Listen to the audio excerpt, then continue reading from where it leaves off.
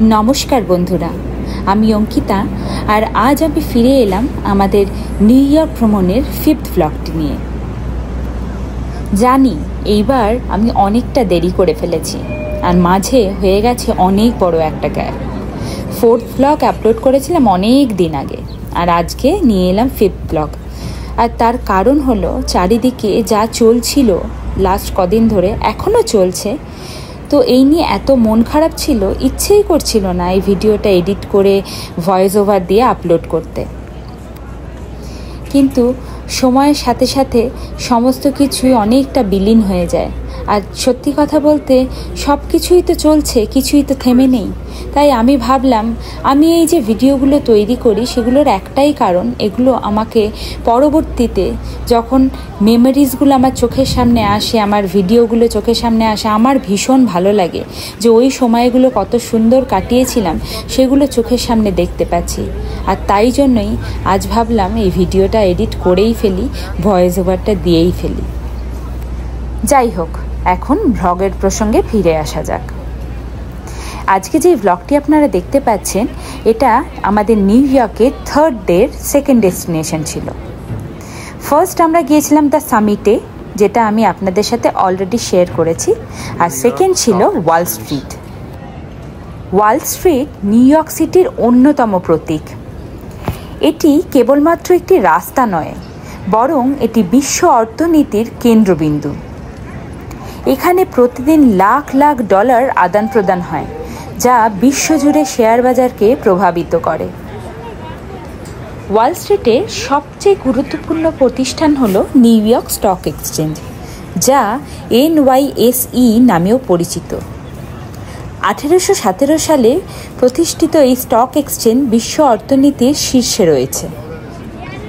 New York stock এক্সচেঞ্জে প্রতিদিন হাজার হাজার কোম্পানি তাদের শেয়ার কেনা বেচা করে। এই জায়গাটি পৃথিবীর বৃহত্তম স্টক এক্সচেঞ্জ। এখানে প্রতিটি লেনদেন লাখ লাখ বিনিয়োগকারীর ভাগ্য নির্ধারণ করতে পারে।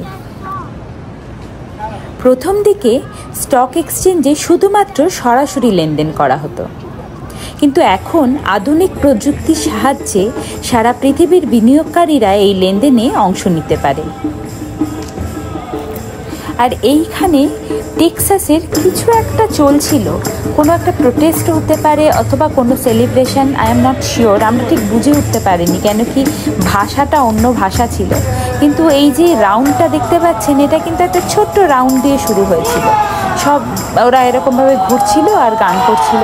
কিন্তু আস্তে আস্তে আশেপাশে থেকে লোকজন যাচ্ছে, নর্মাল লোকজনেরা এই রাউন্ডটায় ঢুকে যাচ্ছে, আর এই গোলটা আস্তে আস্তে বড় হচ্ছে, কত লোক এসে পার্টিসিপেট করছে।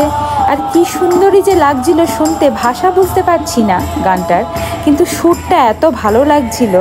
আমরা দেখলাম বেশ কয়েকবার এখানে ওখানে এরকম ছোট ছোট সাব গ্রুপ এই ধরনের কিছু একটা করছে, যেটা আমরা বুঝতে পারছি না প্রোটেস্ট না কোনো সেলিব্রেশন, কিন্তু এটা সেই New York stock exchange actually Wall স্ট্রিটের পুরো আশেপাশটা জুড়েই হচ্ছিল।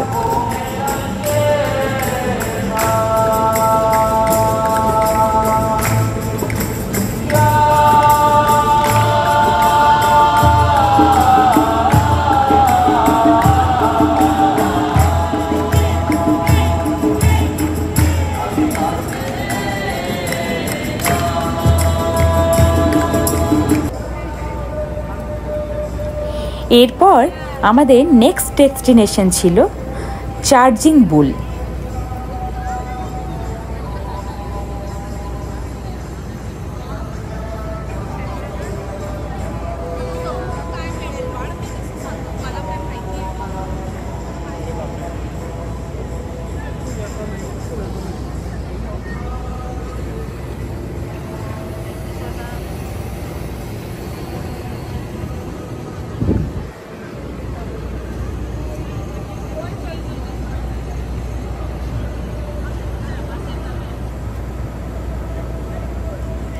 ওয়াল স্ট্রিটের অন্যতম বিখ্যাত প্রতীক হল চার্জিং বুল। 1989 সালে আর্টুরো ডি মোডিকা এই ব্রোঞ্জের ষাঁড়টি তৈরি করেছিলেন। এটি সাফল্য, শক্তি এবং বিনিয়োগকারীদের আশাবাদকে প্রতিফলিত করে। চার্জিং বুল হলো শক্তির প্রতীক। বিনিয়োগকারীরা বিশ্বাস করে যখন বাজারে ষাঁড়ের মতো প্রবল উত্থান ঘটে তখনই মুনাফা অর্জনের সম্ভাবনা বেশি থাকে। তাই এটি ওয়াল স্ট্রিটের জন্য একটি গুরুত্বপূর্ণ মূর্তি। ওয়াল স্ট্রিটে আসা পর্যটকদের আরেকটি অদ্ভুত স্মৃতি হলো চার্জিং বুলের পেছনে দাঁড়িয়ে ছবি তোলা। আর শুধু ছবি তোলাই নয়, মূর্তির বিশেষ একটি অংশে হাত দিয়ে সৌভাগ্য কামনা করা। হ্যাঁ, ঠিকই শুনেছেন, চার্জিং বুলের অন্ডকোষ ছোঁয়া নাকি ভাগ্য আনে। প্রতিদিন শত শত মানুষ এখানে লাইন দিয়ে অপেক্ষা করে যেন ভাগ্য তাদের হাতে উঠে আসবে, বা অন্ততপক্ষে তাদের ছবিতে। এ এক অদ্ভুত সৌভাগ্যের রীতি। কেউ বিশ্বাস করে এটি তাদের বিনিয়োগের জন্য ভালো লক্ষণ আনবে, আর কেউ হয়তো শুধু মজার জন্যই এটা করে। কিন্তু প্রতিদিন এখানে লোকের লাইন দীর্ঘ থেকে দীর্ঘতর হতে থাকে। এটি এমন একটা জায়গা যেখানে সকলেই হাসির মেজাজে থাকে, এবং ভাগ্যবান হতে হলে হয়তো একটু মজা করা দোষের নয়, কি বলেন? ওয়াল স্ট্রিটের ইতিহাস বহু পুরনো।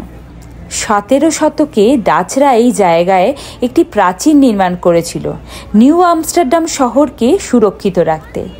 সেই প্রাচীর থেকেই এই এলাকার নামকরণ হয়েছিল ওয়াল স্ট্রিট। আজকের দিনে ওয়াল স্ট্রিট শুধু একটি রাস্তা নয়, এটি একটি ধারণা। এটি শক্তি, ব্যবসা এবং বিশ্ব অর্থনীতির প্রতীক। যারা এই রাস্তায় আসে তারা বুঝে যায় যে এখান থেকে শুরু হয় ভবিষ্যতের আর্থিক যুদ্ধ।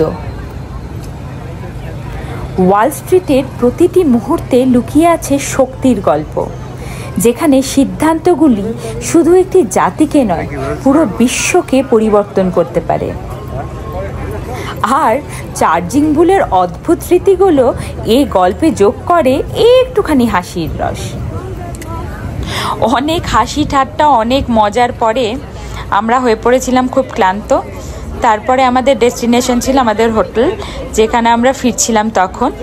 তো যাওয়ার পথে রাস্তায় দেখতে পাচ্ছেন কত পরিমাণে লোকের ঢল ছিল তখনও। অ্যাকচুয়ালি ওই সময়টা যেহেতু ছুটির সময় ছিল, চারিদিকে শুধু লোক আর লোক।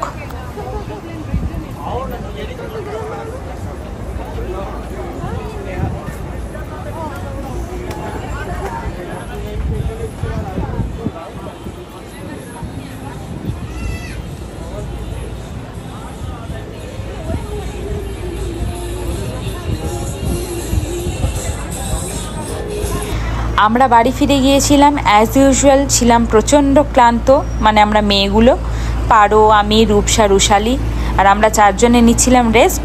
আর অ্যাজ ইউজুয়াল 2 বন্ধু মিলে আবার বেরিয়ে পড়েছিল টাইম স্কোয়ারের পথে। এরা যেন ক্লান্ত কিছুতেই হয় না। এটা ডিনাই করার কোনো জায়গা নেই, টাইম স্কোয়ারের অ্যাম্বিয়েন্সের মধ্যে একটা আলাদাই ভাইব আছে, যেটা মানুষকে ইনস্ট্যান্টলি চার্জড আপ করতে পারে। আমার তো তাই মনে হয়। কিন্তু ওই অবধি যাওয়াটাই আমার কাছে ভীষণ কষ্টকর মনে হচ্ছিল, সারাদিন অত হাঁটবার পর। তো যাই হোক, এই 2 বন্ধু সময় নষ্ট করেনি, বেরিয়ে পড়েছিল আবার ওই টাইম স্কোয়ারের উদ্দেশ্যে। ওখানে গিয়ে একটুখানি খানিকটা নিজেদের মধ্যে টাইম স্পেন্ড করেছিল, আর আমাদের জন্য অফকোর্স খাবার কিনে নিয়ে তারপরে হোটেলে ফিরে এসেছিল।